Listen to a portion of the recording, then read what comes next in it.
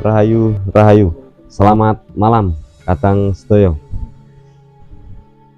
Bersama saya, Tri Herjuno, dan tim dari channel Nafas Jawa tentunya. Malam ini kami ada di lokasi makam Prabu Heru Cokro Sumono yang berlokasi di Desa Sejiwan, Kecamatan Luano, Kabupaten Purworejo. Tujuan kami bersama tim yang pertama tentunya ingin mengetahui lebih detail, lebih jelas siapa itu almarhum Romo Sumono. Yang kedua, kita ingin tahu lebih detail laku-laku spiritual seperti apa yang pernah dilakukan oleh almarhum Romo Sumono. Untuk mempersingkat waktu, di sini kita langsung ketemu dengan narasumber yang sudah kita hubungi sebelumnya. Oke, baik, untuk langsung saja untuk lebih jelas terkait tentang siapa Romo Sumono, kita sudah bertemu dengan Bapak Wiwin ya Pak? Ya, ini betul. narasumber yang kebetulan kerabat dari almarhum Romo Sumono. Monggo Bapak Wiwin untuk menjelaskan tentang siapa Romo Sumono dan bentuk-bentuk laku-laku spiritual. Matur suwun. Terima kasih. Rahayu, salam Rahayu. Di sini memang apa yang saya ketahui sejarah gelar Kanjeng Romo Sumono itu sebelum Romo Mijil itu masih anak itu Romo senang laku, topo dan sebagainya. Setelah menginjak remaja, Kanjeng Romo Sumono merantau ke Surabaya. Terus beliau mendaftar dulu itu pasukan Kenil pada waktu zaman Belanda. Nah, setelah reformasi atau istilahnya perubahan itu Romo dinas di KKO atau yang sekarang Marinir Angkatan Laut. Beliau sendiri menetap di Surabaya, dan sejarah Kanjeng Romo Sumono ada yang bilang Romo menerima wahyu Eko Bawono, wahyu Poncop Gaib, itu semuanya benar. Itu cuma tembung atau unan-unan. Pada intinya itu Romo Mijil, Kanjeng Romo Sumono Mijil. Nah, tahun 55, tanggal 13 November, malam Senin pagi, jam 6.05 di Perak Barat. Selain Romo Sumono sebagai seorang anggota TNI yang mengabdi di negara, beliau juga seorang tokoh spiritual. Nah, spiritual ini kalau untuk pemahaman umum itu kejawen atau ajaran Jawa. Tapi di sini sebenarnya kalau ajarannya Romo itu olah rosoh manembahing urip kelawan Gusti.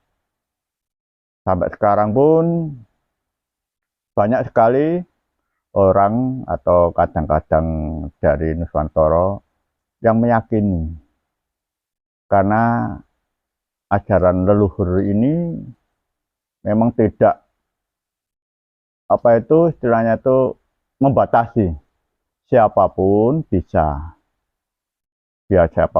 melakukan. Ya toh, jadi yang datang ke sini di tempat Kanjeng Romo Sumono itu Romo Mijil itu juga punya gelar sendiri. Kalau Romo Sumono itu Romo Rogo, nah gelarnya Romo Sumono itu Kanjeng Gusti Romo Prabu Heru Cokro Sumono. Nah di situ Romo medar kunci Paweling Asmo Mijil Sikir. Sampai sekarang, mulai tahun 55 sampai sekarang pun pakem. Bahasanya pun tetap bahasa Jawa. tidak terus dientok-entok dengan bahasa apa itu Arab atau bahasa Cina atau bahasa itu enggak. Jadi kalau berbicara keaslian, kemurnian paringannya Romo, yaitu dengan bahasa Jawa asli. Sejak dulu sampai sekarang pun, tapi bahasa Rasa Romo tetap pangestu. Memberikan pangestu. Karena belum semua orang yang datang ke tempat Astono Romo Semono ini paham kunci. Ada yang menggunakan apa itu bacaan tahlil, yasin dan sebagainya. Tapi Romo yang memberikan pangestu. Karena ini bahasa urip, tidak membeda-bedakan. Tunggal.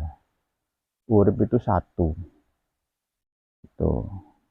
Itu sekelumit sejarah masalah pemahaman apa yang setelah Romo menjalani proses menjadi istilahnya kata orang bobok guru, urip guru sejati urip itu ya di situ itu. Jadi apa yang dijalani Romo Semono, Rogo Romo Semono itu sampai sekarang pun banyak sekali putra-putra atau kadang-kadang yang derek tuntunan atau ajarannya Kanjeng Romo Semono Sastro Adijaya. Nah ini ya ada yang terus saya pribadi, saya yakin teman-teman dan para kadang sedaya yang menonton channel ini, mungkin juga lebih sangat penasaran juga. Tadi panjenengan ngendika bahwa selama sebelum tadi laku mijil, nanti mohon dijelaskan mijil itu seperti apa. Terus nah semasa kecil sampai usia remaja ini sudah berproses melakukan laku spiritual sih, itu ya. Betul. Nah bentuk-bentuk laku spiritual itu seperti apa Pak yang sudah beliau lakukan? Ya kalau seperti bentuk-bentuk laku spiritual itu yang sejarah itu yang saya mengerti itu ya laku topo, menepi, bertapa, ya bertepi contohnya di Gunung Serandil, yaitu di Cilacap, Gunung Serandil itu juga ada penjelasannya Kanjeng Romo Semono pada waktu laku. Itu istilahnya kalau orang laku itu ya dapat pada waktu itu ya topo broto lah, yang berbagai macam bentuk laku spiritual itu. Ya seperti itulah kalau orang Jawa itu mesti menepi di hutan atau gimana itu seperti itu. Memang masih anak itu memang anak-anak itu masih Romo Semono sendiri itu sudah punya keluwian gitu, kelebihan. Itu sejarah yang saya dengar dari bapak saya sendiri itu juga ada bayangan 5 atau 4 itu waktu sinar gitu. Dari kecil memang memang sudah punya lebih keluwian ibu Kanjeng Romo Semono. Terus tadi hijrahnya itu usia berapa Kanjeng Romo? Kalau usia remaja itu saya kurang paham ya. Jadi ke Surabaya itu ya ke Surabaya itu belum jadi proses. Belum baru dari Desa Kalinongko jenjang ke Surabaya itu mendaftar, istilahnya kalau sekarang itu mendaftar pasukan Kendil pada waktu itu ya. Jadi seperti itu prosesnya itu. Jadi Kendil dulu baru marinir itu prosesnya kan seperti itu. Dulu pasukan Kendil atau sekarang terus adanya perubahan itu menjadi KKO sekarang pun menjadi marinir seperti itu pasukannya. Nah, itu selama beliau hijrah di Surabaya terus jadi Kenil, jadi KKO itu tadi. Terakhir jabatannya apa itu Pak? Terakhir itu Kanjeng Romo itu kapten. Oh kapten. Iya kapten. Itu juga mestinya laku spiritualnya tetap dilakukan terus ya? Iya otomatis nih. Ya Romo sendiri kan waktu menerima atau Romo mikir atau Romo menerima wahyu itu kan tidak meminta kan, itu karena sudah wadah ya, wadah itu ya atau wadahnya itu suci yang suci. Satrio piniji pinilih. Terus Romo mendapatkan apa istilahnya pencerahan Wahyu, mungkin ya, ya, Wahyu itu waduh. sudah jadi tentara ya. Sudah menjadi tentara, Ternyata. menjadi anggota. Terus tadi panjenengan ngendika banyak apa istilahnya yang generasi penerus, seperti kadang-kadang tiap apa tadi Senin Pahing atau Senin apa Pahing itu meneruskan laku-lakunya itu ya. Ya laku pada intinya kalau Senin Pahing kalau dulu itu Romo tidak ada, cuma ini kan memang kehendaknya Putro atau kadang Putro Romo itu yang memperingati, penghormatan, memperingatnya Romo menerima wahyu Eko Bawono itu tadi. Seperti momen tahunan Novemberan 13-an itu haul hari jadinya Romo menerima wahyu tanggalnya seperti itu. Kalau ajaran dari Romo Semono sendiri tadi itu kalau saya nggak salah dengar itu kan ada kunci, urutannya apa aja itu? Kunci, Paweling, Asmo, Mijil, Singkir. Itu 5 kesatuan ini tidak boleh wolak-walik atau bagaimana itu? Ya kalau berbicara masalah manembah itu kan menurut rasanya. Oh ngaten. Oh iya, ya, tadi pertama kunci itu memang itu patokannya judul ya atau paringannya Romo seperti itu. Jadi kalau masalah kita mau manembah kunci, cukup kunci ya cukup kunci. Mau mijil kagungan apa keinginan, punya keinginan kinantenan mijil itu kan sambil rokok Pak biar ya. Lebih seger. Memang kalau menurut daun-daun Romo sebelum tidur dan bangun tidur itu. Maus kunci itu? Ya. Sebelum tidur baca kunci, bangun tidur kunci. Tapi kalau rasanya mau kunci tidak pada waktu tidur, rasanya mau kunci, mau manembah sama kuncinya, ya tidak mengikuti istilahnya dengan pakemnya Romo, tetap kita menukir ya kita menjalani seperti kehendaknya urip itu tadi, rasanya itu tadi. Gitu. Ya contoh banyak sekali apa itu pengalaman Putro, apa itu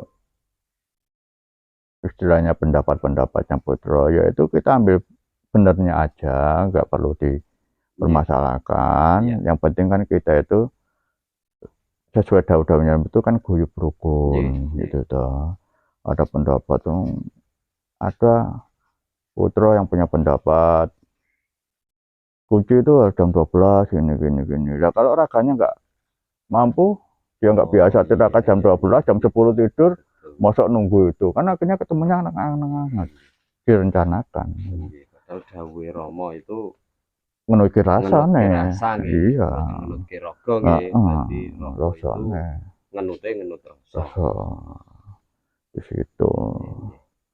Dan di situ kadang kita gimana ya pendapatnya Putro ya itu tadi saya bilang. Yang penting kita saling menghargai. Kita nggak mencari benarnya siapa si B, si A, si D ini tidak perlu. Yang penting ini laku.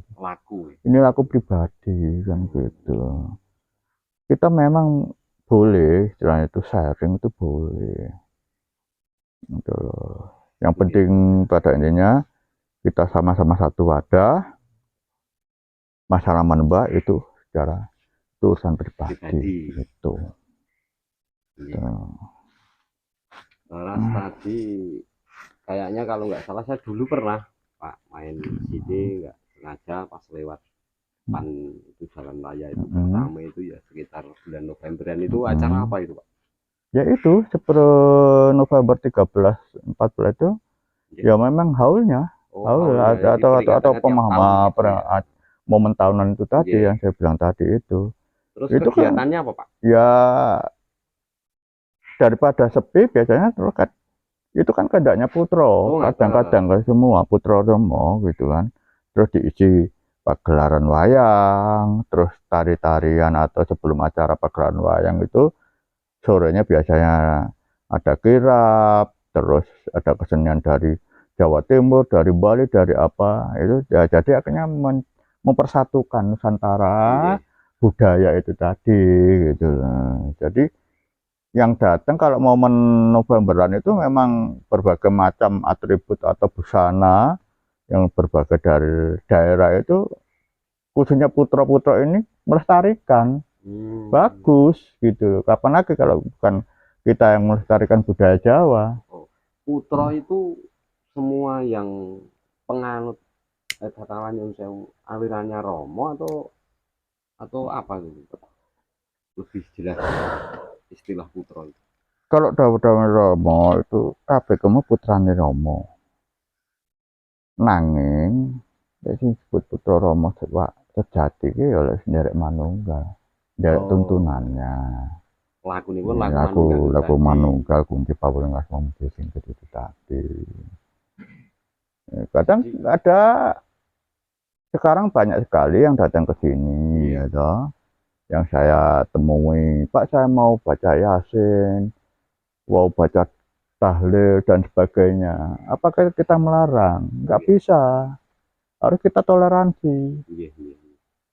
Nah, setelah beliau-beliau atau tamu itu dengan tata caranya, kan rasanya seperti itu. Kita nggak boleh memaksakan gitu. Wujud mereka penghormatannya seperti itu ya. Ada yang mendoakan, Pak saya mau mendoakan Romo Sumono, silakan, karena pemahamannya dia seperti itu. Nah, setelah itu kalau dia ketamu itu mempertanyakan apa sih sebenarnya tuntunan lalu, itu baru kita bisa memberikan penjelasan sedikit gitu kan harus proses gitu kan, karena kalau bahasa disebut putra Romo itu nggak gampang gitu loh, nggak gampang gitu. Nunggunya menungso iki kemenang luput, nek belajar laku tumindak bener. Nek lek wis luput yo aja dipulang balane wae. Betul. Jangan diulangi lagi, belajar laku, Pak. Saya semakin tertarik. Pasti kayaknya kalau kita bahas nggak habis 1 bulan ini, Pak. Iya. Ini saya tertarik soal kunci. Kunci itu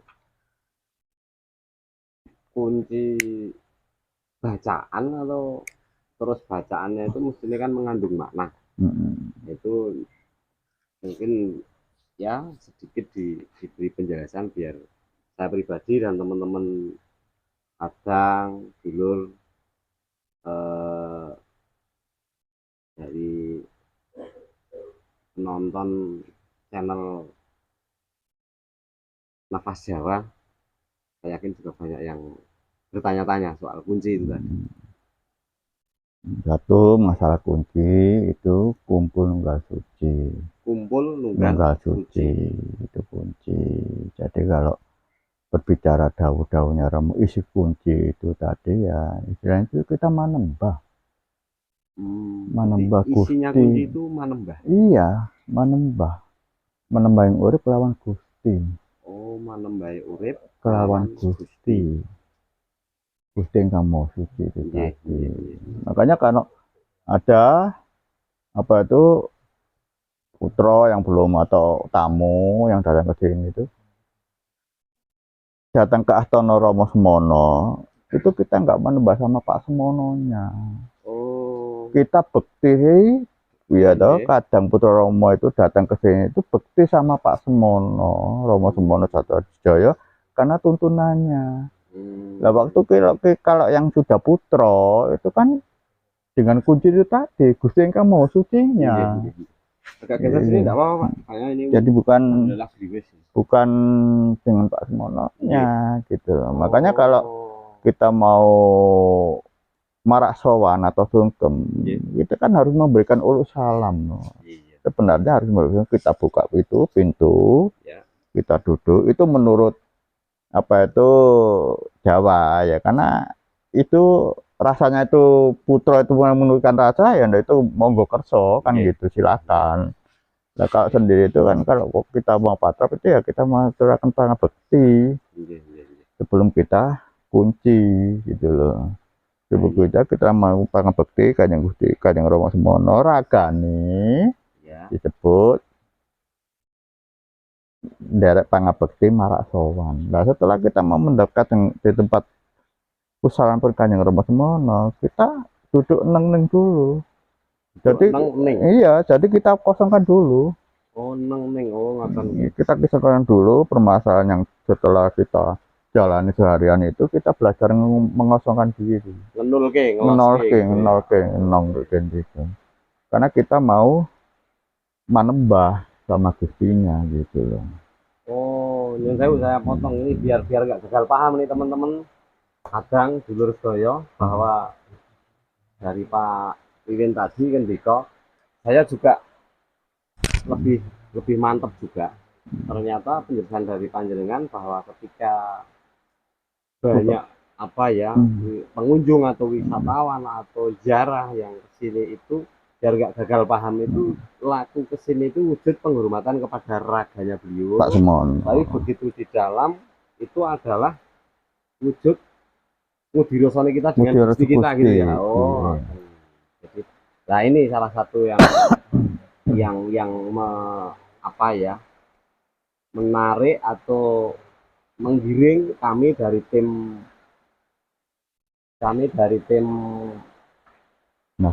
Nafas Jawa itu untuk kupas tuntas soal hal ini. Mungkin suatu saat soal lagi itu karena banyak apa ya tertariknya soal pemahaman barusan Pak. Jadi memang kami selaku apa ya generasi penerus dari muda khususnya di Jawa itu kan kenapa nggih tugasnya kan nguri-uri budaya dulu tuh. Iya betul.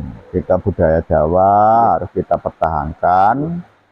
Iya toh. Kapan lagi kalau bukan kita ini generasi kedepannya biar nggak hilang. Kehilangan jejak jati dirinya kita sebagai orang Jawa. Iya. Gitu.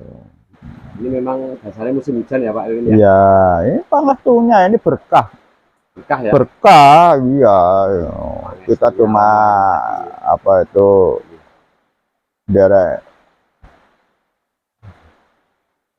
apa itu ngerasa wae. Nah ini saya sebelum menginjak ingin tadi saya tanya soal kunci. Ini di sini kan ada dua makam yang itu yang atas itu siapa? Ya, kalau yang di atas itu Garwa Romo yang kedua. Garwa Romo yang kedua. Ya, paringi asma Kanjeng Ibu Tumirin. Kanjeng Ibu Tumirin. Ya, Ibu Tumirin dulu tinggal di rumah Sejiwan Trirjo di rumah bawah. Kalau istri yang pertama di tengah di pemakaman Momus itu. Di kompleks ini juga? Iya, di kompleks Sejiwan gitu. Nah, kalau Garwa Romo yang pertama itu paring asma Ibu Ngarinem. Ibu Ngarinem. Kagungan putra mboten? Kalau Romo Semono gelar istri dua nggak punya anak, nggak punya putra kandung nggak punya. Tapi putranya Romo Semono itu banyak sekali. Karena yang disebut putra yang saya bilang tadi itu yang derek tuntunan atau ajarannya Romo Semono. Para putra itu yang dimaksud putra adalah sedaya penderek yang ikut tuntunannya Romo Semono. Kembali itu ya teman-teman kadang sedaya kembali ke kunci. Terus tembung kunci itu kados napa itu? Ya itu tembung kunci kumpul nggak suci itu tadi. Bacaannya apa? Ya. Gusti ingkang Maha Suci. Kula nyuwun pangapura dumateng Gusti ingkang Maha Suci. Sirolah jatolah sipatolah. Kula sejatine satriya untuk laki-laki. Kalau wanita itu kalau untuk perempuan. Nyuwun wicaksana, nyuwun pangwasa kangge tumindake satriya sejati. Kula nyuwun kangge anyirnakake tumindak ingkang luput. Oh, itu unik kunci. Paringannya Romo kunci itu. Itu lek diwaca dadi wacan. Diwaca dadi wacan. Nah, iku mau unik kunci tadi itu kudu dirasake, dinengke bener. Waktu kita sowan itu yang saya bilang tadi itu, makanya saya bilang kita nolkan dulu. Supaya kita neng itu tadi, nol itu tadi, jadi kita nggak memikirkan sebelum kita manembah itu tadi, waktu sebelum kita sungkem itu, beban yang di luar gelar itu kita loskan dulu, kita lepas semua raga itu, angen-angen itu tadi. Itu, karena kita tujuannya mau manembah sama Gusti, ingkang mau suci itu tadi. Berarti di situ duduk bersila gitu ya? Iya, kalau pamannya di rumah itu lebih baiknya menurut apa itu secara Romo itu pakai kursi. Ini harus posisi rapat ya no. Terus ini sini. Ini enggak ditutupi dihitung, tapi di depan lubang hidung ini 2 ini gini. Ya, kalau belum biasa kadang gini, enggak apa-apa posisi begini. Kalau yang sudah biasa ini posisi lurus gini. Kadang kan namanya orang belajar itu kan enggak sama. Itu seperti itu. Kalau yang sudah biasa kunci ya tetap posisinya ya. Nah, kalau di tempatnya Romo Semono, di Ahtono pun Romo Semono pakai kursi ya nggak pantas, ya sopan, harus bersila. Kalau di rumah seperti itu, meditasinya seperti itu. Ya kita menukir rasanya aja lah. Kalau baca kunci itu sendiri itu ada hitungannya enggak? Atau apa legane rasane atau bagaimana itu? Ya kalau menurut dawuh-dawuhnya Romo Semono sendiri kan kunci itu 7 kali. 7 kali ya? Iya tetap 7 kali. Tapi kalau kita apa itu mengikuti rasa tadi itu, kalau angen-angen itu tadi kan ada pataan 7 kali. Kadang kalau kita pas pada waktu kita patrap, iya patrap kunci, kadang kita kan nggak bisa menghitung berapa kali. Ya, tapi setelah kita kalau sudah pas, nengnya sudah cukup ya cukup. Oh, tapi kan patokannya memang sesuai dawuh-dawuhnya Romo ya tetap 7 kali. Nah, kadang kalau pengalaman saya pribadi ya, kan kita nggak mencari mana yang benar mana yang luput itu, karena ini urusan manembah ya. Kadang saya nggak mikir ini berapa kali itu enggak. Terus waktu sungkem malam hari lihat jam, pemanya lihat jam 10, nanti jam 11 mau datang lagi, monggo. Jadi kita monosuko, sungkem itu monosuko gitu. Jadi nggak ada batasan waktu. Rasanya mau sungkem gitu aja. Jadi laku patrap dengan laku manembah itu sami gitu? Sama. Patrap manembah. Posisi patrap itu posisi tata cara patrap seperti ini ya, manembah itu seperti itu gitu, patrap itu. Makanya kan banyak sekali yang datang ke sini itu ya sebagai saya dan teman-teman yang istilahnya tugas di sini ya berbagai macam lapisan masyarakat yang belum kunci, yang saya bilang tadi itu, yang mau baca Yasin, mau gini, mau baca apa itu doa yang lain silakan. Gitu. Karena nggak bisa kita harus meluruskan harus kunci itu. Ya kalau kita mengiyakan harus kan kunci kan seakan-akan terus ini khusus, seakan-akan kan khusus Putra Romo yang tahu kunci, yang nggak kunci nggak boleh masuk, kan nggak benar gitu. Itu pun nggak diperkenankan seperti itu. Jadi kita toleransi, mengikuti zaman yang sekarang ada ya, kita saling menghargai itu aja. Nggak golek bener dewi. Terus panggil. Terus kunci. Kalau mijil, lah mijil itu dibacanya ada waktu-waktu tertentu atau gimana? Nah, kalau mijil ya itu tadi yang saya bilang menurut rasanya. Kalau kita habis patrap kunci langsung kena mijil juga nggak apa-apa. Kalau kita waktu-waktu tertentu nggak ada keinginan pinuwunan, nah itu kena mijil. Itu kena mijil. Nanti kata saya punya pinuwunan. Trap kunci, baru mijil. Mijil.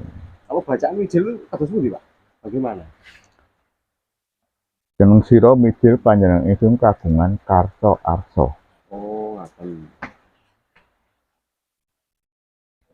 Itu mijil gitu. Ya mijil. Bacanya juga harus 7 kali atau Satu cuman kali, sekali? satu kali karo neng itu tadi. Yeah. Pinuwunan diatur ke Ngudharasa, matur apa yang kita inginkan. Kita mau.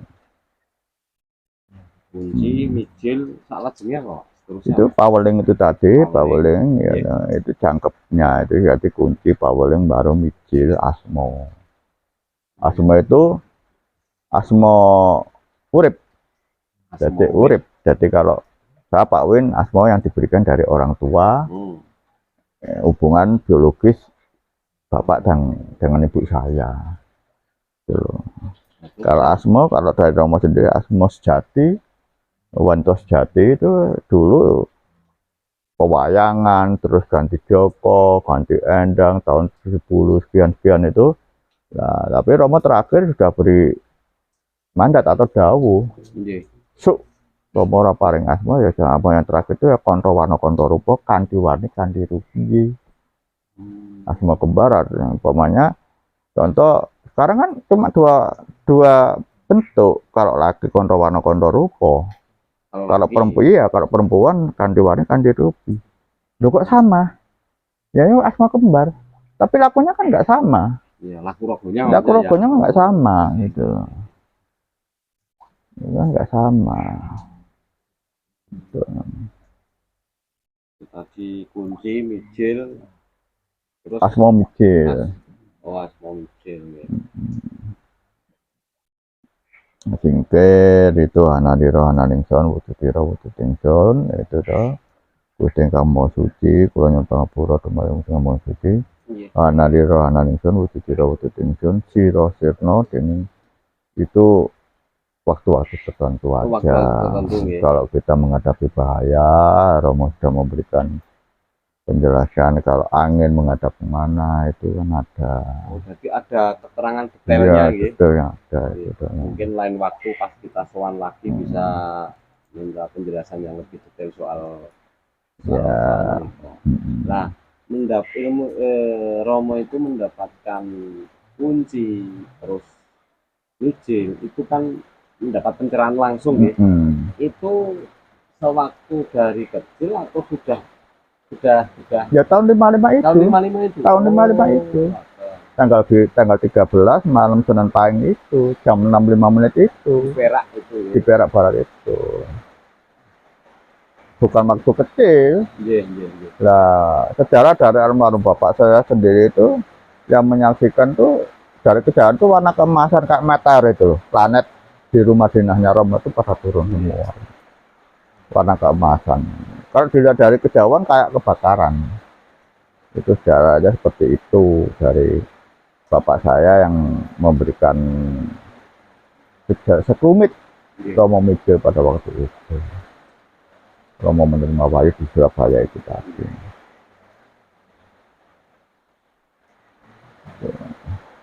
Di Surabaya udah lama kok ya Romo itu? Ya udah lama. Tahun 6667 Romo pindah sini itu tadi.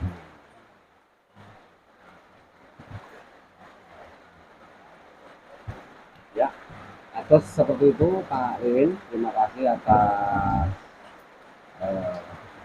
luar dan keterangannya. Sama-sama.